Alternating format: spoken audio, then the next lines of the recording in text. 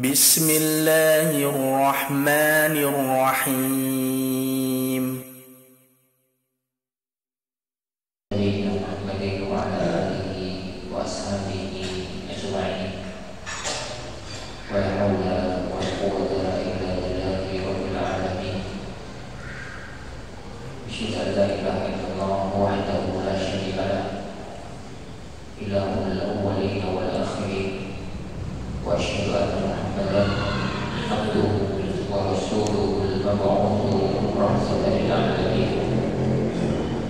Allahumma salli wa sallim wa barik ala nabiyyina Muhammadin wa ala alihi wa sahbihi ajma'in. Amma ba'd.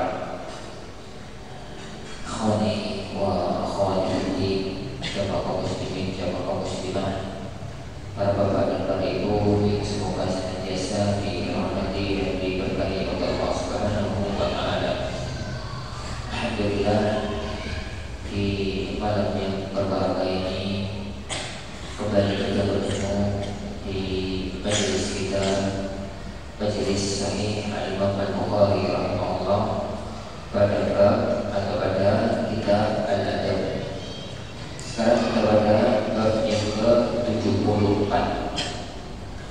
Qala al-musannif rahimahullah, berkata al-musannif Al-Imam Al-Bukhari rahimahullah taala, beliau mengatakan babu man lam yara ikfara man qala dzalika mutawwilan aw jahilan.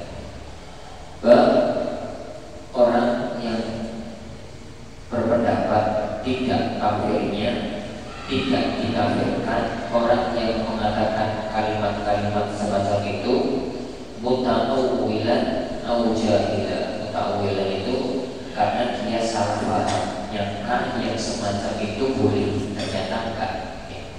Au jahilan, atau karena dia itu tidak tahu tentang masalah tersebut. Jadi ini masih terkait erat dengan apa yang telah kita baca dan kita belajar bersama pada pertemuan yang kemarin. Jadi bahwa yang pertemuan kemarin itu kita bahas tentang takfir, mengkafirkan. Jadi mengkafirkan. Dan katakan pada pertemuan kemarin itu jelas balik sebentar bahwa mengkafirkan orang, mengkafirkan itu ada dua model, ada dua macam. Ada takfir aini, ada takfir mutlaq wasfi. Ada takfir mengkafirkan dengan hanya nyebut kriteria, nyebut sifat.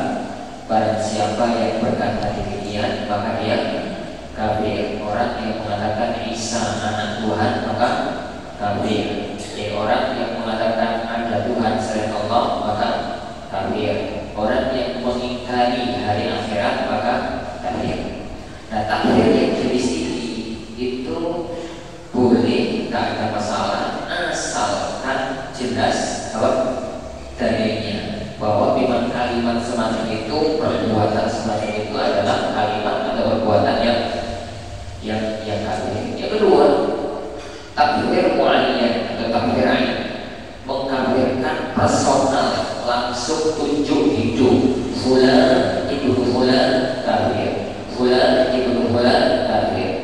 Kalimat itu, jadi kalimat itu tidak boleh sembarangan, karena gak semua orang yang mengucapkan kalimat kufur, melakukan perbuatan kufur itu otomatis dihukumi kafir. Karena bisa jadi orang yang mengatakan kalimat kufur, orang yang melakukan perbuatan kufur itu tidak dihukumi kafir, karena bisa jadi ada dua kemungkinan.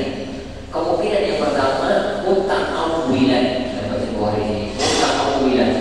Muta'awwilan itu perasaan dia itu gak apa-apa, ternyata gak boleh sampai pada level kafir. Jadi sampai pada level kafir, tapi dia yang tanya itu gak apa-apa, dia punya pemahaman, entah itu dipahami dari gurunya, entah dia itu salah paham, entah apa, pokoknya dia punya pemahaman yang salah terhadap masalah tersebut, disangkani gak apa-apa, ternyata masalah besar. Itu namanya muta'awwilan.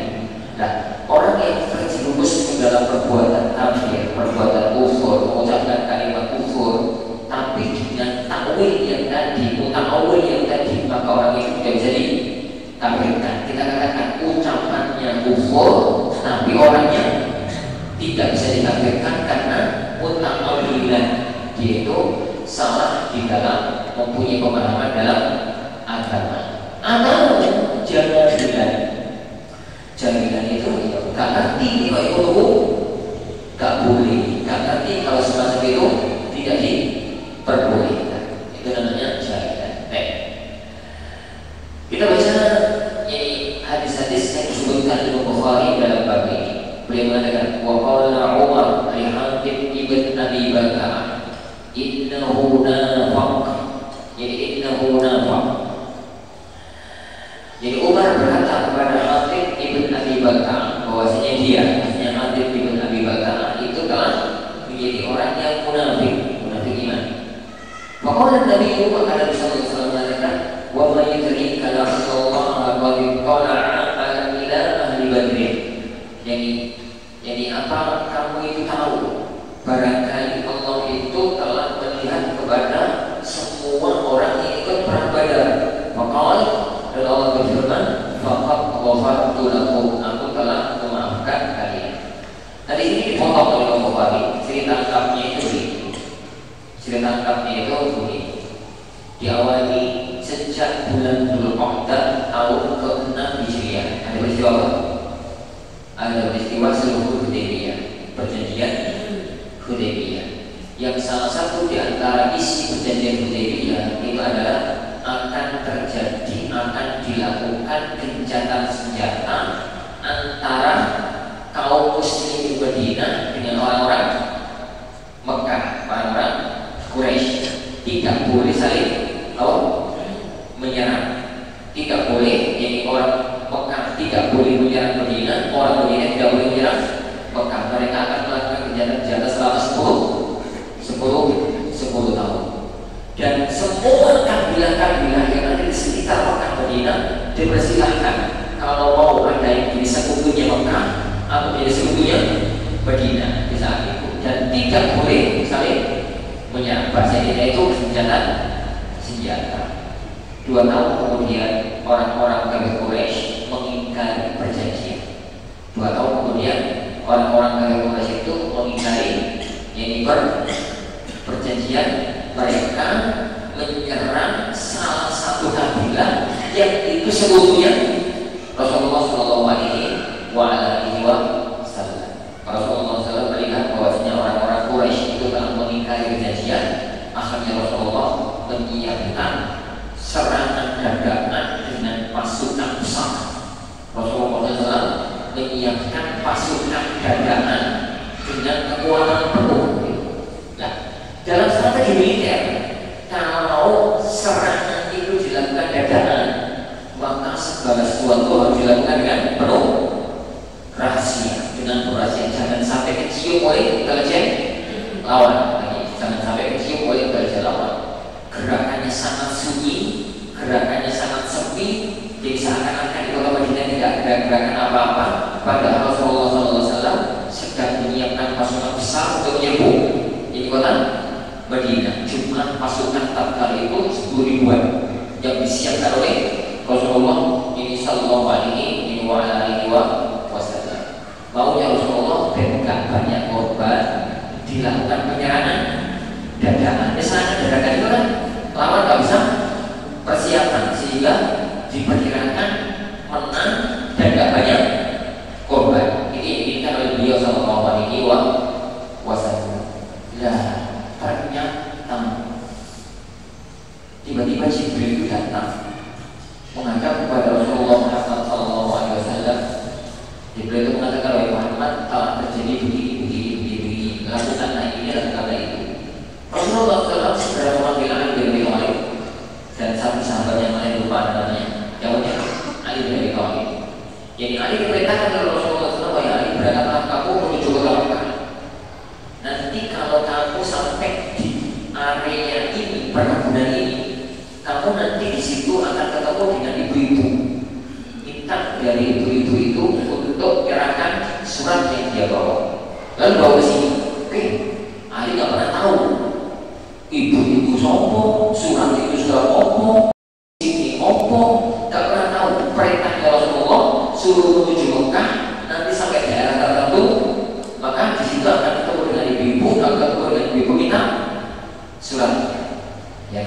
Rasulullah kan nggak sekedar panglima perang, beliau adalah seorang nabi. Panglima perang itu berita intelijen masih bisa salah, tapi ini nabi, nggak mungkin Jibril itu salah.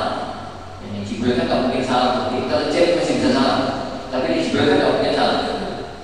Berkata nanti sampai di tempat yang dituju yang disebutkan Rasulullah benar, di sana ketemu dengan ibu-ibu, karena ketemu dengan ibu-ibu, gak basa-basi. Ali mengatakan, serahkan surat yang jenengan bawa. Aku nggak bawa apa-apa. Kalau kamu nggak bawa apa-apa, tak beda aja. Juga beda. Jadi untuk ini kerja, kalau barang bawaan ini digeledah, nggak ada surat. Jadi nggak ada surat. Akhirnya aku mengatakan, Bu, Rasulullah nggak mungkin bohong. Rasulullah minta kepadaku untuk ngambil surat dari kamu. Kalau kamu nggak mau menyerahkan surat itu, semua barangmu tak bawa menghadap Rasulullah, termasuk pakaian yang pakai. Mau itu aja, pakaian itu yudi, termasuk pakaian yang pakai akan terlepas. Jadi sebagai bukti kami telah menjalankan tugas kepada Rasulullah SAW. Akhirnya wanita itu takut dirinya, yaitu akhirnya mengeluarkan surat dari gelungan rambut. Nanti rambut orang Arab itu kan merotong panjang sekian. Saat ini rambut orang Arab sama itu dia, sama yang kita lihat. Nah itu tuh kalau digulung, dia kok digulung apa digulung? Digulung. Nah itu kan jerumnya kayak kalau nyimpen surat, nyimpen HP, kayak nyimpen surat. Suratnya itu taruh di dalam. Makanya barangnya itu nggak ketemu kan ada di situ, dikeluarkan, dikasihkan sama Ali. Lalu Ali surat itu dibawa menghadap kepada Rasulullah. Begitu sampai di hadapan Rasulullah SAW, dibuka oleh Rasulullah. Ternyata itu surat yang ditulis oleh Hatib ibn Abi Balta'ah, orang yang disebutkan dalam cerita ini. Surat yang ditulis oleh Hatib ibn Abi Balta'ah. Hatib tulis surat, diberikan kepada ibu-ibu tersebut untuk dibawa ke kota Mekah. Di sini memberitahukan kepada pimpinan kota Mekah tatkala itu bahwa Rasulullah sedang menyiapkan pasukan besar nyerbu Mekah. Pasukan besar nyerbu Mekah. Ini dalam pandangan jenengan, perbuatan Hatib ibn Abi Balta'ah ini ada level hukum. Di sisi militer ini pengkhianatan militer, di titik hukum agama ini kufur. Kenapa kufur? Membantu orang kafir melawan orang Islam, itu kan kufur. Itu tindakan kekufuran. Begitu dibaca, ternyata tulisannya Hatib bin Abi Balta'ah, dia itu memberitahukan kepada pimpinan Quraisy akan terjadi penyergapan besar-besaran dari pasukannya Rasulullah kepada mereka. Jadi begitu ini ada itu Rasulullah itu atau perasaan beliau itu. Kenapa? Hatib itu sahabat senior. Hatib itu sahabat senior. Salah satu sahabat yang ikut perang Badar. Jadi beliau itu sudah masuk Islam sebelum peristiwa perang Badar. Dan semua sahabat yang sudah Muslim sebelum peristiwa perang Badar dari Muslim sejati, gak mungkin munafik. Gak mungkin munafik. Ya karena ono wong apik terjerumus ke dalam kesalahan atau hati pada Rasulullah. Hatib, kenapa kamu tulis surat ini? Ya, Hatib jujur, dia mengatakan, ya Rasulullah, saya tahu kalau jalan itu mau menyerbu kota Mekah. Ya Rasulullah, jadi semua sahabat jenengan yang masih memiliki keluarga di kota Mekah itu terlindungi oleh kabilahnya. Jadi tak mungkin teraniaya. Tapi saya ya Rasulullah masih punya istri, punya anak, punya kerabat di kota Mekah, dan saya tak memiliki kabilah. Kalau tiba tiba-tiba dengan nyerang nanti khawatir mereka melampiaskan dendam kepada keluarga kami, keluarga saya. Aku gak kepingin istri sama anakku mati antara itu. Lah, aku cukup pengen ya Allah, Ben, aku itu yang dianggap punya jasa kepada mereka, sehingga karena aku punya jasa mereka gak akan bantai keluarga. Adapun jadinya dari Rasulullah, aku khianat gak khianat, jaminan itu mesti menang ya Rasulullah. Aku berbuat apapun, jaminan itu mesti menang. Aku melakukan ini, aku gak melakukan ini, jaminan mesti menang. Aku melakukan ini, gak berubah kondisi, jaminan mesti menang. Maka kalau menang ini, aku ingin lindungi keluarga. Ya Rasul, awal ya aku keluarga. Ya cara berpikir itu gimana kan itu. Dan karena dengan alasan hati yang sangat gak masuk akal itu, Umar itu marah sekali. Lalu dia mengatakan, ya Rasulullah, biarkan aku penggal kepala orang ini, fa'innahu munafik. Biarkan aku penggal kepala orang ini, fa'innahu munafik, karena dia telah munafik. Rasulullah SAW bukannya bilau Umar, malah bilau hati. Beliau mengatakan, wa ma yudrikuha syukurun wa jiwa. Sampai itu gak ngerti. Jadi Allah Subhanahu wa Ta'ala itu pernah mengatakan kepada semua pasukan perang Badar, i'malu ma syi'tum faqad ghafartu lakum. Terserah kalian mau ngomong apa, mau melakukan apa, aku pasti akan mengampuni kalian. Dan Hatib itu salah satu pasukan perang. Ini perang Badar. Ini cerita dari hadis ini satu. Pengertian faedah dari hadis ini adalah perbuatan Hatib itu perbuatan kufur. Mana perbuatan kufurnya? Membantu pasukan kafir melawan pasukan kaum muslimin. Itu kufur, itu jelas. Ini ada negeri muslim sedang perang melawan negeri kafir, dan ini bukan perang politik, perang agama.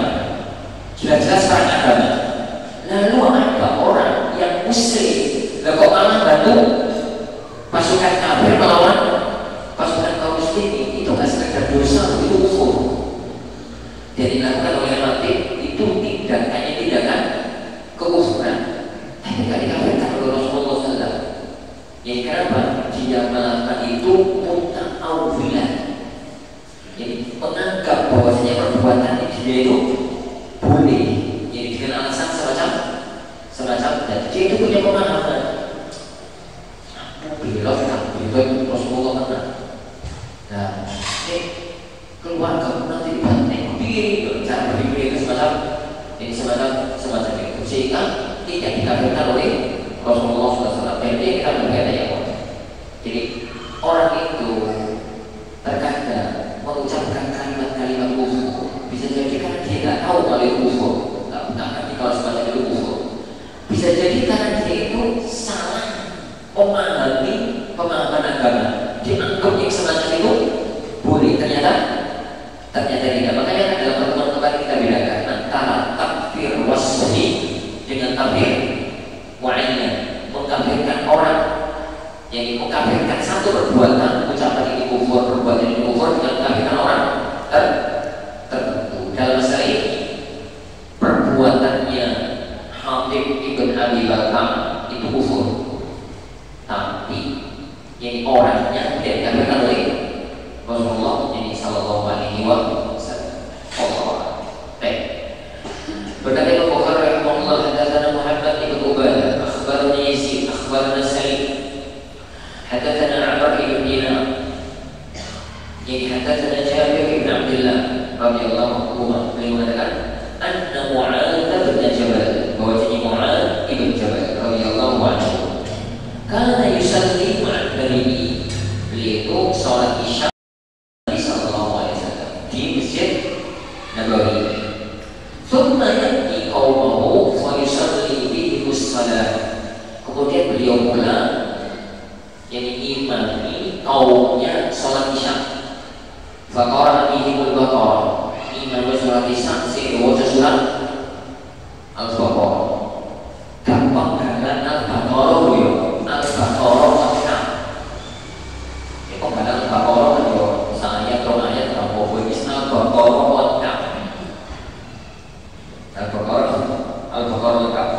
Qal fatajawwaz rajulun fasalla salatan khafifah. Lah ada satu jamaah gak apa ya? Gak lanjutkan sholat jamaah. Imam ngawur sholat isya bocah Al-Baqarah, sholat diri lanjutkan isya jadi sendirian sampai salah. Bapak dari Mu'ad, ini kejadian ada salah satu jamaah singkat yang gak mau sholat lama, sholat ini cepat-cepat terdiri. Itu beritanya nyampe ke Mu'ad itu jabat. Maka Mu'ad langsung komentar, innahu munafik, orang itu munafik. Maksudnya cak salah surat belum, orang itu munafik. Bapak dari Rajulah, komentar Mu'ad itu terdengar oleh pemuda yang sholatnya dipercepat tadi. Ma'atan Nabinya, maka beliau mendatangi Nabi sallallahu alaihi wasallam. Ya Rasulullah, inna qaumun na'malu bi'idillah. Ya Rasulullah, kami itu para pekerja petani. Wa nasqi bina waladihina, kita itu nyai tanaman dengan jadi alat-alat kita nyai tanaman. Fa inna Mu'adzan sallallahu alaihi wasallam tadi malam. Mu'adz itu sholat imam kami. Faqara al-Baqarah, dia membaca surat Al-Baqarah. Fatajawwaz, aku pun sholat dewian apa cepat. Wazan ini munafik, malah Mu'adz juga munafik. Maka Nabi Muhammad SAW mengatakan, ya Mu'adz, wahai Mu'adz, afatta munas, kamu itu mau jadi tukang fitnah? Yang kita lihat 3 kali. Iqra wasyamsi wa duhaha. Kamu imam sholat isya, bacalah wasyamsi wa duhaha wa sabbi isma rabbikal a'la, sabbi isma rabbikal a'la wa nahwahuma, atau surat-surat yang misalnya. Dari sini gambar lengkapnya para jamaah sekalian. Masyarakat kota Madinah di zamannya Rasulullah SAW rata-rata pekerjaannya petani. Rata-rata pekerjaannya petani. Nah petani itu kan yo macul, yo narik, yo ongkos, namanya petani. Jadi mereka pekerja fisik yang butuh tenaga yang keras. Nah, sholat jamaah di zaman Rasulullah SAW itu bukan kayak sholat Jumat. Kalau sholat Jumat satu kota Madinah di zaman Rasulullah itu ngumpul di Masjid Nabawi. Kalau sholat jamaah itu per RT ono masjid, per kampung saya per jadi pokoknya ini ono masjid, ono masjid, ono masjid, ono masjid. Begitu jamaah ngumpul di Masjid Nabawi. Nah, tatkala itu orang di kampungnya Mu'adz itu mereka ada isya, kemudian mereka sudah datang ke masjid, nunggu lama, imamnya gak ada tokoh, dan mereka gak ada yang mau jadi imam. Ternyata zaman itu, ono kasus kejuruan dari imam zaman itu jadi zaman itu gak ada yang mau jadi imam. Mu'adz itu ada di masjid, bukan santri waktu itu santrinya Rasulullah SAW, santri aktif. Ini ada di Masjid Nabawi. Di Masjid Nabawi sudah ada, sudah qomat, sudah selesai sholat. Jadi lalu Mu'adz itu pulang ke kampung ini. Mu'adz itu pulang ke kampungnya.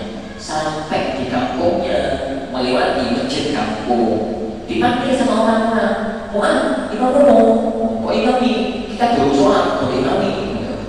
Nah, jadi Mu'adz mau jadi imam. Beliau kan sudah sholat isya, gitu kan? Sekarang sholat isya, sholat 4 rakaat lagi, niatnya sholat sunnah. Niatnya imam Mu'adz itu sholat sunnah, makmumnya sholat isya, makmumnya sholat isya. Tapi kan 4 rakaat. Lah, wis pekerjaan kalau petani, sholat apa? Isya, wis tunggu ke suwi, kalau imami, begitu imam itu kok aja, Al-Baqarah. Ini orang mana berdiri, buat ini ya mana berdiri. Yo, bojone itu pas sampai terlambat, ojo bulu, ojo opo. Itu wis terlambat lama kan, gitu. Yang wajar dong. Anak-anak ini bukan penggal Baqarah. Jadi alif lam mim sampai akhir Baqarah. Pirang menit kira-kira? Satu jam atau? Ya kisaran 1 jam lebih. Apalagi kalau dibaca pas sholat dengan takbir bisa 1 jam setengah ya. 2 jam. 2 jam. Sarokan. Mau sarokan. Nah, si kubur ini, si belakangnya itu, orang sing capek, orang sing pengen turun, orang sing orang-orang itu dikuat-kuat, no, berada di belakang imam. Ada satu pemuda, itu kilingan onto itu gomuli, kilingan onto itu dibawa pulang, iki imam kemana? Akhirnya beliau meninggalkan jamaah, terus sholat. Dilanjutkan sendiri. Jadi beliau selesai salam, uang itu belum selesai rakaat pertama. Terus waktu untuk masjid, waktu untuk menyelesaikan urusannya itu, menyelesaikan ini urusan. Begitu selesai salam, oh ini gitu 2 jam setengah, 3 jam setengah itu. Jadi selesai salam, kira-kira ya wis jam sampai itu. Walau sama 10, kira-kira jam 11 bersolat isya. Jam 10 itu baru selesai sholat isya. Itu nih sama saya ini melihat gitu salam kumpul salam itu seperti bubar ada satu orang dikatakan ini muat sampai sholat itu supaya orang jamaah asing minggat.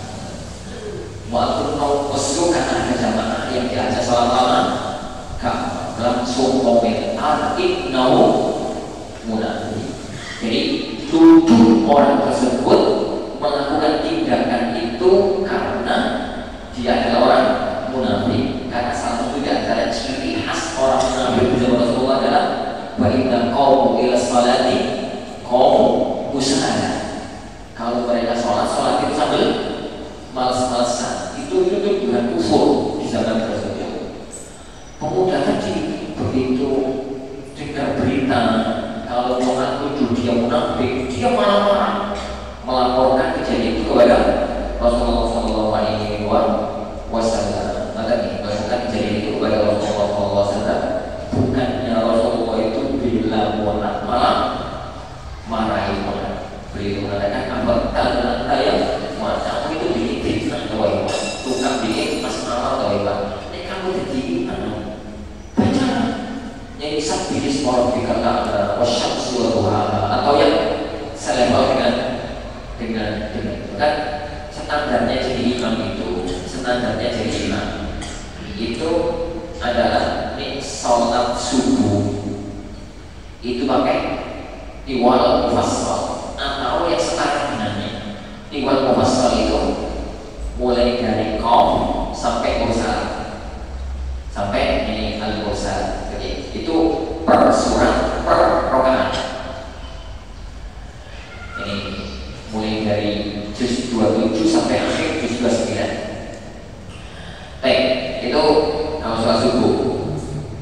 Ini sholat maghrib itu standarnya isar mufassal. Isar mufassal itu dari wadduha sampai anas. Ya, kalau baca surat, ya sekitar itulah kira-kira lamanya.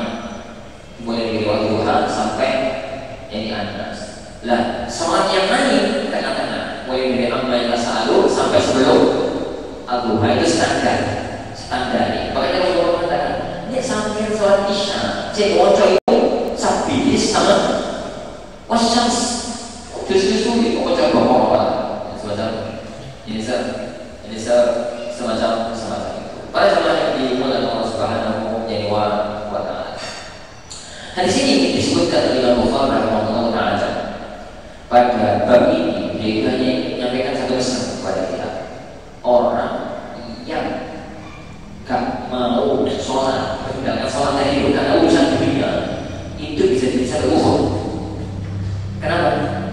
Ya, bisa jadi satu kufur.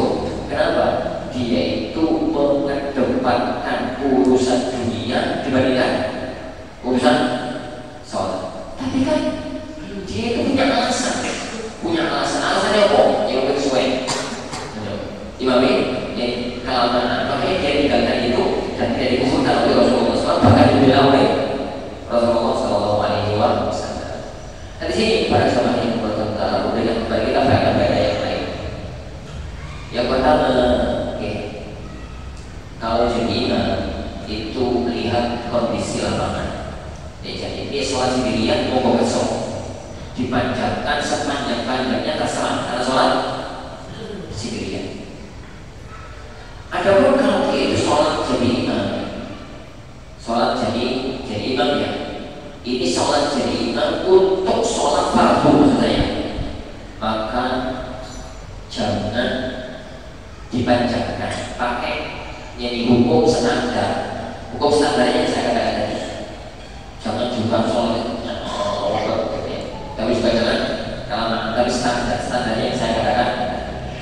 Yang ketiga disitu dengan wanita pada sekalian bolehnya perbedaan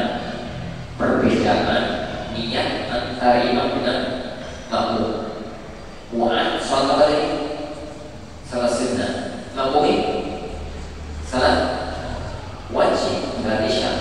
Jadi imam sholat sunnah, makmum sholat ini sholat wajib. Jadi itu boleh. Jadi tidak sama niat antara imam dan makmum itu boleh-boleh aja. Jadi nggak ada masalah. Sebagaimana imam sholat wajib, makmum sholat sunnah itu pun boleh. Sebenarnya itu boleh. Satu kejadian pernah terjadi di zaman Rasulullah SAW. Ini Rasulullah itu pernah sholat di Masjid Nabawi dan sudah selesai sholat. Tiba-tiba ada seorang sahabat yang baru datang, padahal imam sudah selesai sholat jamaah sholat sudah selesai. Ada jamaah yang baru datang satu orang. Begitu sudah selesai sholat nggak ada orang, akhirnya dia mau sholat sendirian. Belum sempat dia sholat, Rasulullah SAW ngomong kepada sahabat, man yatasabda li akhi, siapa yang mau sedekah kepada teman kita ini. Ada satu sahabat yang mengatakan, "Follow ya Rasulullah." Oh. Jadi setelahnya yang datang dari jadi imam, yang berdiri dari jadi apa maksud sedekah? Ini orang itu sholat sendirian, pahalanya sholat sendirian. Ini orang sudah imam, pahalanya sholat jamaah. Sama sholat jamaah dengan sholat sendirian 27 kali lipat. Berarti ya, seandainya sholat sendirian itu pahalanya 1000. Berarti ini sholat jamaah pahalanya itu 1000 kali. 27.000 kali hitungannya. Makanya dianggap oleh Rasulullah ini yang mau menghormati sholat jamaah tadi dianggap sebagai sholat sebagai sodakoh pahala. Makanya ibadahnya beliau datang tapi ahli sholat belum sodakoh. Makanya yang datang tadi dari imam yang sudah sholat lalu berdiri lagi menjadi makmum. Berarti imam sholat wajib, makmum sholat sunnah. Makmum itu sholat sunnah. Atau sama-sama sholat wajib, beda niat. Imam sholat asar, makmum sholat duhur. Berikut gambarannya. Musafir, ono musafir.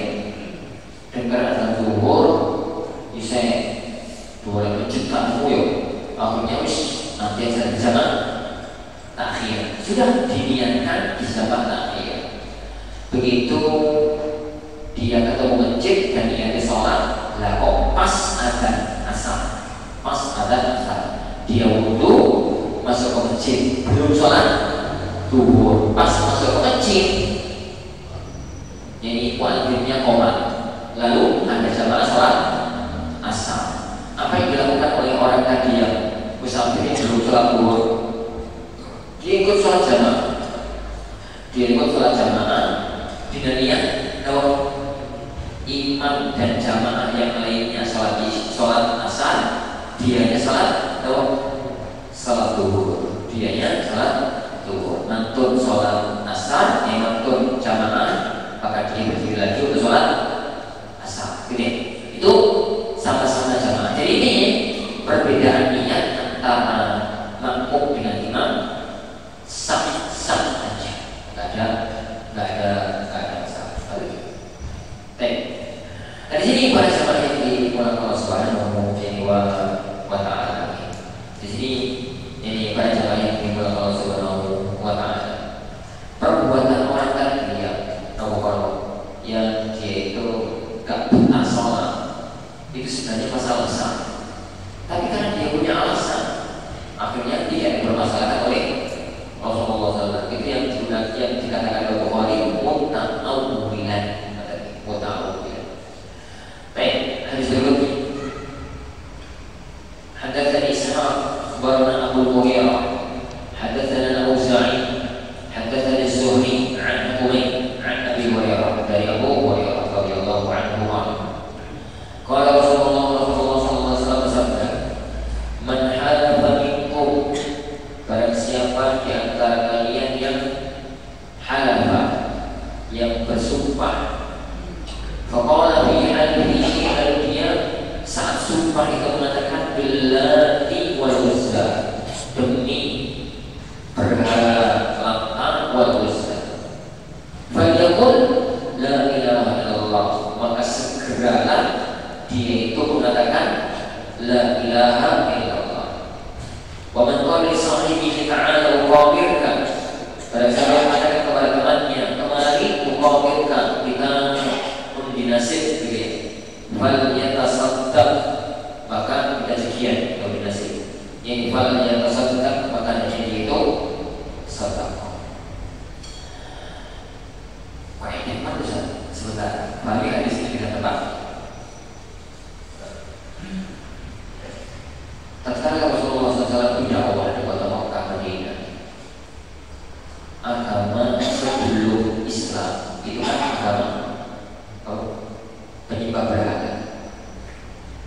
Berhala dituhankan oleh mereka itu kodam, Lata, Manat, Uzza, Hubal, itu nama-nama berhala-berhala gede, berhala-berhala yang gede. Nah, selama mereka itu beragama agama lama, itu nih sumpah nyebut berhala ya, demi Lata, demi Uzza, demi Hubal, demi Manat. Tak kala masuk Islam, kadang-kadang lesan itu kebuntut. Jadi belum ya, wis biasa ngomong kayak gitu. Begitu masuk Islam, lesan itu kadang-kadang kebuntut ngomong demi apa, dan dia termasuk Islam. Oleh Rasulullah SAW mengatakan, nah ini sampai ada kejadian semacam itu, segera di kafaroi yang mengatakan la ilaha illallah. Apa maknanya? Ucapan seorang muslim demi Lata itu kufur, karena bersumpah dengan yang berhala, mengakui ketuhanan jadi Lata itu kufur. Kalimat itu jelas-jelas kalimat kufur. Kalimat itu jelas-jelas kalimat kufur. Tapi orang itu kebuntut. Gimana namanya kebuntut? Ini jadi kebuntut. Jadi itu mungkin muta'awwilan atau jahilan. Itu Rasulullah pelakunya dari kufur kan. Bahkan langsung disuruh segera ditobati yang mengatakan la ilaha illallah. Saya dikatakan dengan kondisi Nusantara, kondisi tanah Jawa Timur. Negeri sebelum datangnya Islam, agamanya berkembang. Sebelum datangnya Islam, agamanya berkembang. Ini Hindu, Buddha, Animisme, Jainisme, gitu ya. Jadi agama asli tanah Jawa itu kan Animisme, Jainisme. Dari itu datang Hindu, dari itu datang Buddha, baru kemudian datang Islam. Dan kalau Islam datang, mengikis habis keyakinan masa lalu, nggak bisa. Kelasnya Rasulullah nggak bisa, nggak bisa.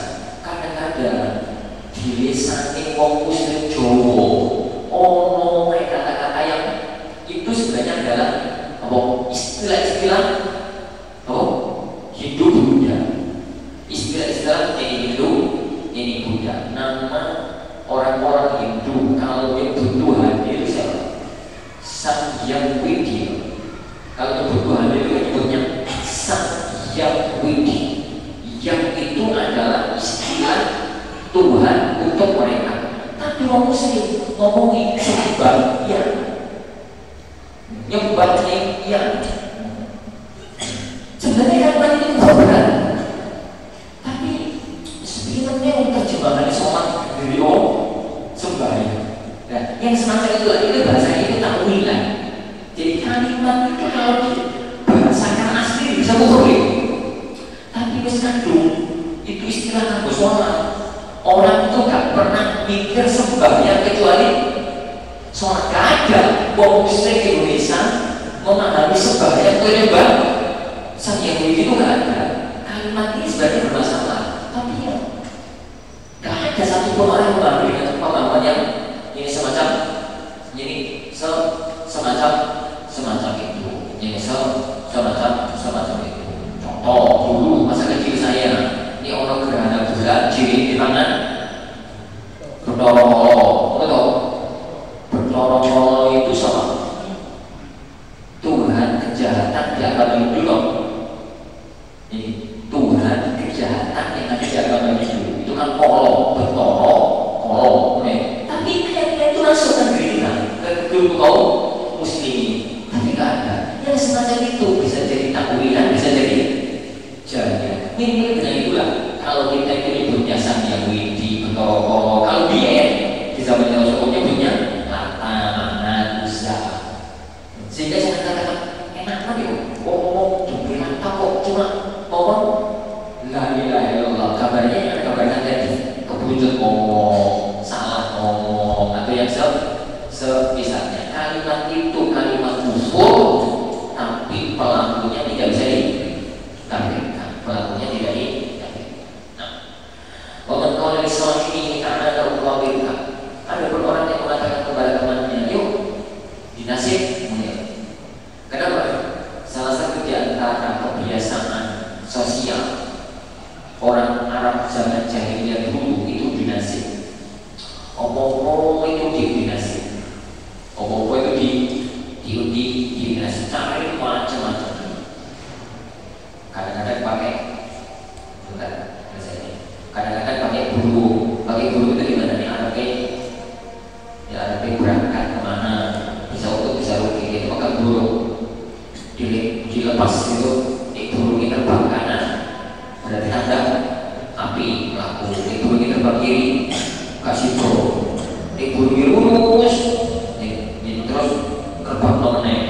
Itu namanya Islam juga. Itu kebiasaan zaman itu. Nah, kebiasaan itu belum hilang total. Kadang-kadang saya tunjuk ngomong ini situ. Apabila ada orang pernah mengucapkan kalimat semacam itu segera tobati dengan mengatakan dengan bukti taubatnya itu hal yang Allah SWT hendaknya yaitu kan bersama